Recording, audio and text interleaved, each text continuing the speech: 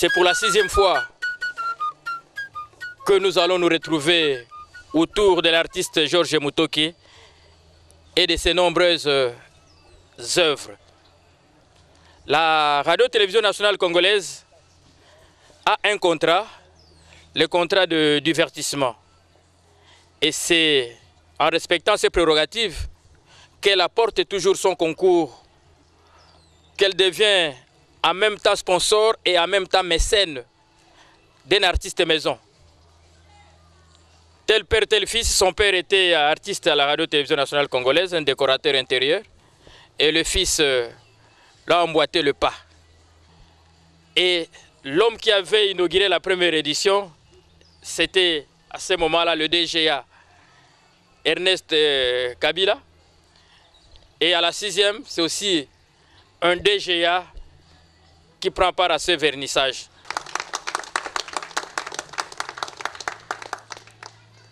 Nous voudrions dire à tous nos invités que vous êtes le meilleur, parce que vous avez choisi de venir le jour du vernissage, 6e édition de Georges Mutoki, qui est notre collègue, notre ami, notre frère. Comme l'a dit tout à l'heure M. Guilanda, sous-directeur, la RTNC est une maison de culture, une entreprise culturelle. Donc pour ça, il nous est obligé, c'est un devoir pour nous, de ne pas seulement maîtriser les langages parlés, de connaître qu'à part le langage parlé, il y a d'autres langages.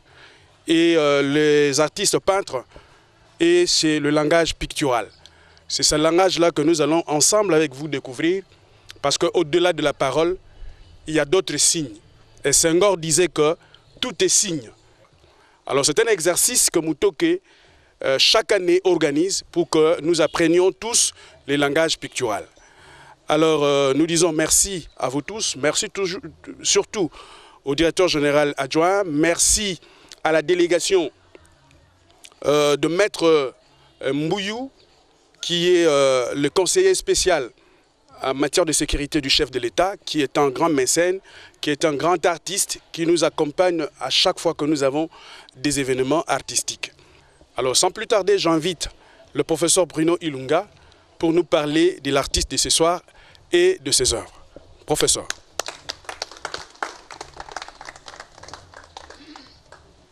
Monsieur le directeur général adjoint de la RTNC, Monsieur le directeur, chers invités, à vos titres et qualités respectifs, nous disons que chacun appelle agréable ce qui lui plaît, ce qui lui fait plaisir. Le beau, ce qui lui plaît simplement. Bon, ce qu'il estime. Éprouve, c'est-à-dire c'est à quoi il attribue une valeur objective. Ça, c'est la déclaration de Kant. La 6e édition de l'exposition que nous allons admirer, la touche picturale et le travail profondément lié à la culture congolaise, aux traditions perdues pour les uns et ignorées pour les autres. L'artiste peintre cherche à reprendre dans ses peintures un langage de communication en reprenant des sujets tels que Mama Lokole. Mama Lokole est une peinture qui symbolise une tradition riveraine dont la pêche comme occupation quotidienne représentée par la nasse dans les mains de cette dame. La fin du marché, une palette mi-teinte dont plusieurs femmes alignées en train de plier bagages et les autres assiettes étalées semblent être vides. Les porteuses de calebasses, le travail des femmes, cette valeur d'une société qui n'est jamais isolée ou simplement juxtaposée. Elle représente entre elles une certaine cohérence, lien très subtil, et elles ne dépendent pas nettement les unes des autres. La cuisine, dont la culture féminine et le travail culinaire, où une femme vertueuse reste capable de révéler le défi. Lévi-Strauss, un écrivain, nous dit « Quand on veut étudier les hommes, il faut le regarder près de soi. Mais pour étudier l'homme, il faut apprendre à porter sa vue au loin. Il faut d'abord observer les différences pour découvrir les propriétés. une œuvre qui s'appelle Même Esprit représente une série d'œuvres à la même morphologie, rappelant l'art traditionnel dans son anatomie disproportionnée et exprimant la force du caractère. La divergence, pour elle, représente deux femmes au regard opposé et séparées par un motif humain caractéristique de l'organe de reproduction féminine, comme pour exprimer l'élément de division. Reine des masques, une expression symbolique d'une coupe sur laquelle apparaît un masque dominant les autres autour du trophée. Le couple, une œuvre représentant les masques dont le détail marque la différence entre l'homme dépouillé des ornements, par contre la femme auréolée des perles en boule sur la tête et les boucles d'oreilles suspendues, peintes sur une palette dominée par l'harmonie des couleurs et les lignes pures.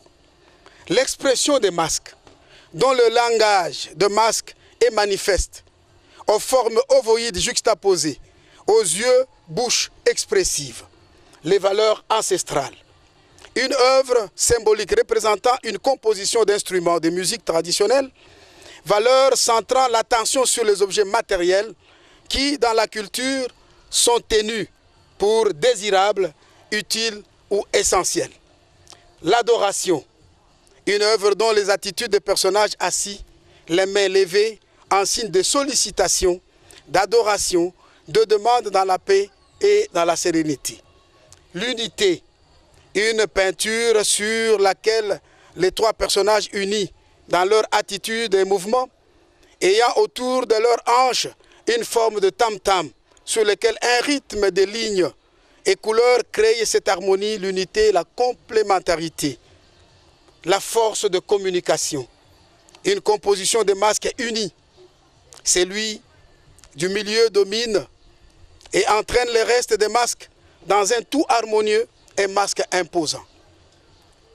Encore un philosophe Descartes nous dit cette expression, croit passer directement de l'intériorité d'un homme à l'extériorité du monde, sans voir qu'entre ces deux extrêmes se placent des sociétés, des civilisations, c'est-à-dire des mondes des hommes. Fin de citation. Les œuvres qui s'intitulent Sans parole, les paysages, sont des œuvres représentant le monde naturel dans lequel l'homme communie silencieusement avec l'eau, les plantes, le fleuve, dans un environnement de sérénité, de convivialité. Enfin, l'œuvre de l'artiste Mutoke, d'une manière générale, s'inspire des couleurs emblématiques de notre drapeau national. Le rouge, le bleu, le jaune, les couleurs primaires, justifiant la paix, la richesse par le travail, l'engagement au respect des autres semblables.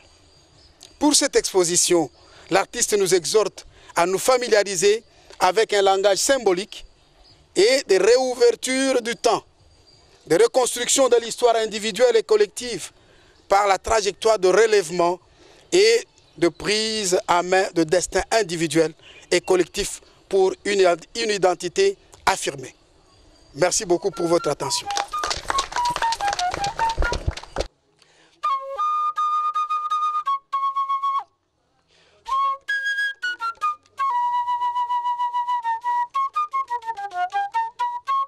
Je voudrais que notre directeur général adjoint, qui a un mot à dire, je l'invite ici devant, sous vos applaudissements s'il vous plaît. Je pense que nous, Congolais, nous, Africains, nous avons un problème très sérieux, un problème de culture. Je pense qu'un peuple sans culture, c'est un peuple qui n'a pas d'avenir, qui n'a pas d'identité. On reconnaît un peuple par rapport à sa culture. Je pense que les musiciens ont réussi à faire le travail. Ils chantent chaque jour le Congo. Les intellectuels ont trahi, mais les artistes sont proches du peuple. Donc ce que M. Mutoke fait, c'est ce qu'il voit. Il ne peut pas mentir. Il vous dit la vérité. Je pense que pour ceux qui sont des beaux-arts ailleurs, ce serait aussi des occasions, quand il y a de telles manifestations, d'inviter les hommes politiques surtout, hein, pour qu'ils comprennent l'importance de la culture. Donc la culture, c'est la base de tout. Au nom du DG, qui devrait être là, il y a Kolwezi. Donc les chefs qui nous ont confié la mission d'être à la tête de la RTNC, c'est pour rendre les travailleurs heureux. Amen. Deuxièmement, c'est pour rendre notre pays fort et puissant. Donc l'image, c'est comme ça qu'on nous a confié cet instrument. Ce Congo a besoin de gens qui rêvent. Il faut faire rêver notre peuple. Nous sommes un grand peuple. Nous ne sommes pas n'importe quel peuple. Donc il faut qu'on les sache et qu'on les voie à travers l'art. Je viens de vous parler des musiciens ici. J'ai vu depuis 1960 jusqu'à ce jour, les musiciens chantent le Congo, de Taboulé jusqu'à aujourd'hui. Ça prouve que le Congo est à nous. Et les chefs en ont parlé la fois dernière, la passion pour le Congo. Et cette passion vient de notre culture. Donc il faudrait aussi demain, M. Mutoke, de mettre le Congo dans la passion du Congo dans ta peinture. Comme ça va rester éternellement. Ceux qui pensent qu'ils vont diviser notre pays ne vont pas réussir. Je vous remercie.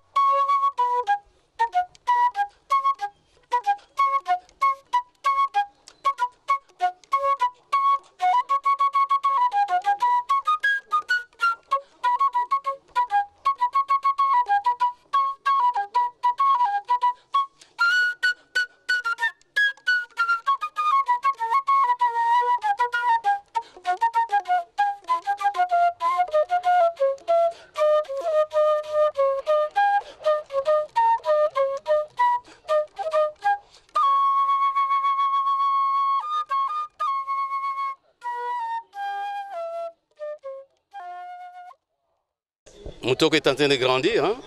Il évolue très bien. Vous dites 6e édition. Est-ce que vous pensez qu'organiser cette exposition est facile? Ce n'est pas donné à tout le monde. Et quand il arrive à le faire, il faut comprendre qu'il est en train d'entrer dans notre cour des grands. OK? Et puis, il améliore son style.